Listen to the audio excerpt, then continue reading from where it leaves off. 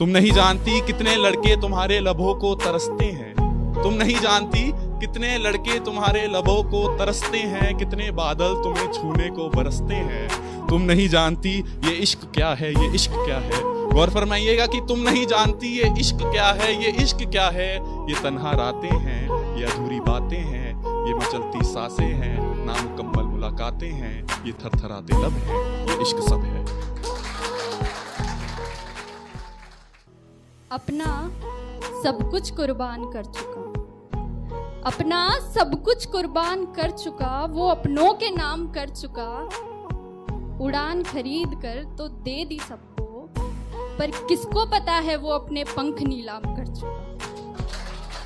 तुम्हारी आंखों के नशे को उतारने के लिए, तुम्हारी आंखों के नशे को उतारने के लिए सिगरेट और शराब का कारोबार हो रहा था, शायद मुझे प्यार हो रहा था। तो दोस्तों, उम्मीद है वीडियो आपको बहुत अच्छी लगी होगी। तो प्लीज़ वीडियो को लाइक करें, चैनल को सब्सक्राइब कीजिए और वीडियो को शेयर कीजिए। Thanks for watching. अल्लाह निगहबान।